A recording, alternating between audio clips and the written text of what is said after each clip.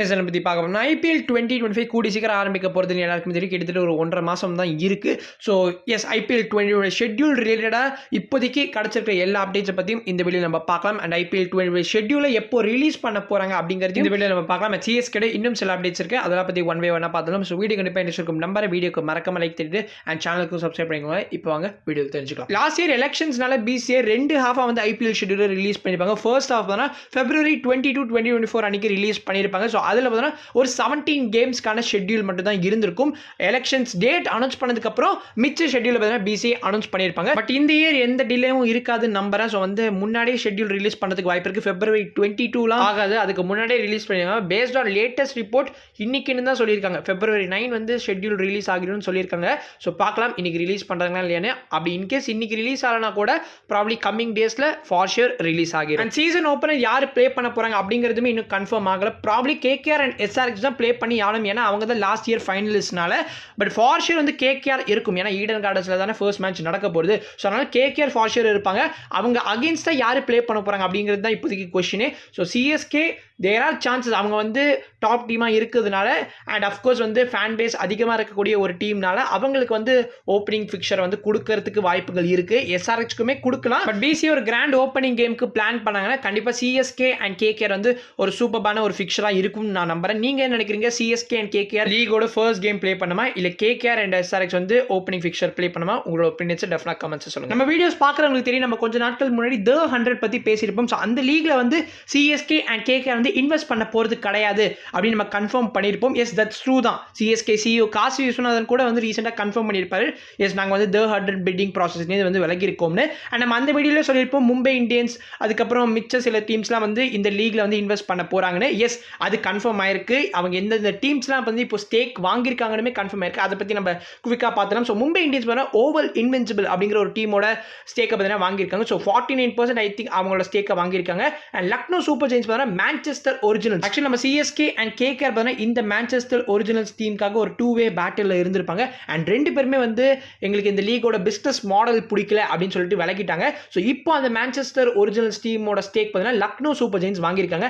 And கொஞ்ச நாட்களுக்கு முன்னாடி வந்து நம்ம சன்ரைசர்ஸ் ஹைதராபாடுமே பார்த்தீங்கன்னா ஒரு டீம் வாங்கியிருக்காங்க. ஸோ சூப்பர் நார்த்தன் சார்ஜஸ் அப்படின்ற ஒரு டீம். ஸோ இந்த டீம் பார்த்தீங்கன்னா யோர்க்ஷயர் அப்படிங்கிற இங்கிலாந்தில் இருக்கக்கூடிய ஒரு இதை வந்து ரெப்ரசென்ட் பண்ணக்கூடிய ஒரு டீம்.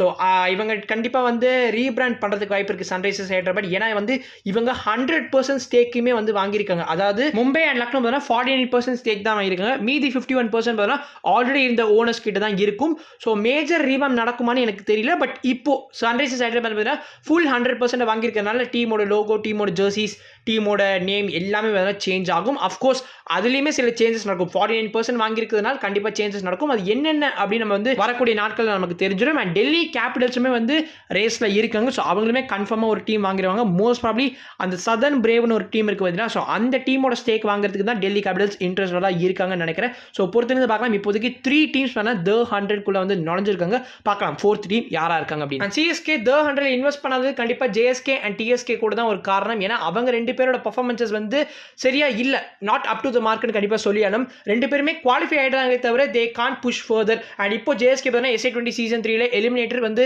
சன்ரைசர்ஸ் ஈஸ்டர்ன் கேப்க்கு அகைன்ஸ்டாக ஃபேஸ் பண்ணியிருப்பாங்க. அண்ட் எய்டர் மார்க்கனம் எப்போவுமே நம்ம எப்போலாம் அவரை ஃபேஸ் பண்ணுறப்போ நம்மளை செஞ்சு விட்டுறாரு அவர். ஸோ இந்த டைமே வந்து சன்ரைசர்ஸ் ஈஸ்டர்ன் கேப் அழகாக கம்ஃபர்டபுளாக வந்து மேட்சை வின் பண்ணிட்டாங்க.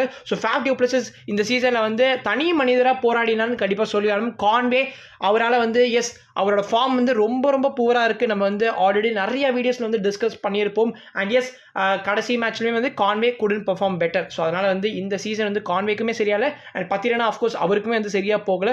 அண்ட் JSK ஓவராலாக பார்க்குறப்போ லூத்தோ சிபாம்லா ஒரு நல்ல ஒரு ப்ராஸ்பெக்டாக தெரிஞ்சார். அண்ட் இன்னும் சில ஸ்பின்னர்ஸ் நம்மளோட டோனமெண்ட் ஃபெரேரா இருக்கட்டும், அதுக்கப்புறம் நம்மளோட இம்ரான் தாயிர், அவர் வந்து என்னதான் வயசானாலும் இன்னும் அதே அக்ரெஷனோட பார்த்தீங்கன்னா கிரிக்கெட் ப்ளே பண்ணிட்டு இருக்காரு.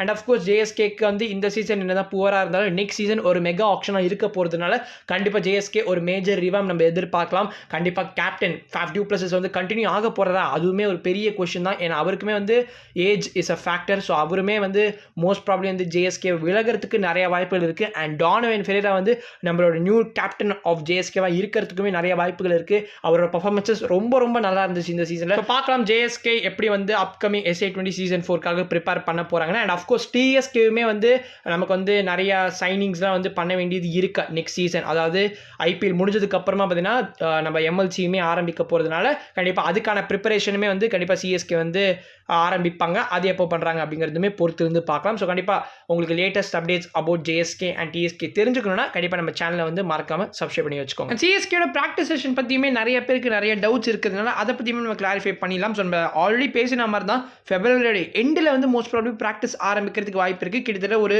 20 to 25 டேஸ் வந்து ப்ராக்டிஸ் செஷன் கண்டிப்பாக வந்து ஆர்கனைஸ் பண்ண போகிறாங்க நமக்கு தெரிய வந்திருக்கு. கண்டிப்பாக எல்லா பிளேஸுமே வந்து ஃபர்ஸ்ட் ப்ராக்டிஸ் செஷன்லேருந்து இருக்க மாட்டாங்க. ஸோ தோனி, ருத்ராஜ் அண்ட் அஸ்வின் வந்து ஃபார் ஷியர் வந்து ப்ராக்டிஸ் செஷன் அட்டெண்ட் பண்ணுவாங்க. And domestic players most of them இருப்பாங்க. அன்லஸ் ஆர் அதர்வைஸ் அவங்க ரஞ்சி ட்ராஃபி ப்ளே பண்ணிட்டு இருந்தாங்கன்னா வர முடியாது. ருத்ராஜோட டீம் மகாராஷ்டிரா வந்து ரஞ்சி ட்ராஃபிலேருந்து எலிமினேட் இருப்பாங்க. ஸோ அவர் வந்து கண்டிப்பாக வந்து ஃபர்ஸ்ட் ப்ராக்டிஸ் செஷன்லேருந்தே வந்துருவார். அண்ட் தோனி, அஸ்வின் வந்து ரீசெண்டாக கிரிக்கெட் ப்ளே பண்ணாததுனால அவங்க டேரெக்டாக வந்து ஐபிஎல் தான் ப்ளே பண்ண போகிறதுனால அவங்களுமே வந்து கண்டிப்பாக ப்ராக்டிஸ் செஷனுக்கு வந்துருவாங்க. ஓவர்சீஸ் பிளேஸ்னு பார்க்குறப்போ ஒன்லி சாம் கரன் தான் வந்து அவருக்கு எந்த ஒரு கமிட்மெண்ட்ஸும் கிடையாது. ஸோ அவர் வந்து ஃபர்ஸ்ட் ப்ராக்டிஸ் செஷன்லேருந்தே வந்து இருக்கிறதுக்கு நிறைய வாய்ப்புகள் இருக்குது. ஸ்ரீலங்கா சாம்பியன்ஸ் ட்ராஃபியில் இல்லாததுனால கண்டிப்பாக பத்ரினாவுக்குமே எந்த ஒரு டியூட்டியும் இல்லை. ஸோ பத்ரினாவுமே மோஸ்ட் ப்ராபப்லி ஃபர்ஸ்ட் ப்ராக்டிஸ் செஷன்லேருந்து இருக்கிறதுக்கு வாய்ப்புகள் இருக்குது. மிச்சம் 5 players Nathan Ellis, Devon Conway, Rachin Ravindra, Noor Ahmad and Nathan Ellis அவங்க வந்து ஆஃப்டர் மார்ச் தான் வந்து நம்ம சிஎஸ்கேவோட ஸ்குவாடை ஜாயின் பண்ணுறதுக்கு நிறைய வாய்ப்புகள் இருக்குது. அண்ட் ஜட்டுவுமே பார்த்தோன்னா அவருமே நம்ம இந்தியாவோட சாம்பியன்ஸ் ஆஃபீஸ் ஸ்குவாடில் இருக்கிறதுனால அவருமே மார்ச்சோட ஃபர்ஸ்ட் வீக் அப்புறமா தான் நம்மளால் எதிர்பார்க்க முடியும். ஸோ பொறுத்திருந்து பார்க்கலாம் சிஎஸ்கேவோட ப்ராக்டிஸ் செஷனுக்கு நீங்கள் எவ்வளோ ஈகராக வெயிட் பண்ணிட்டு இருக்கீங்கன்னு மறக்காம கமெண்ட் செக்ஷனை வந்து சொல்லிட்டு போங்க. அண்ட் இதோட வீடியோ முடிச்சுக்கலாம். கண்டிப்பாக வீடியோக்கு லைக் தெரியுங்க. அண்ட் சேனலுக்கு சப்ஸ்கிரைப் பண்ணிக்கோங்க. ஐ மீன் நெக்ஸ்ட் வீடியோ. பீஷியஸ்.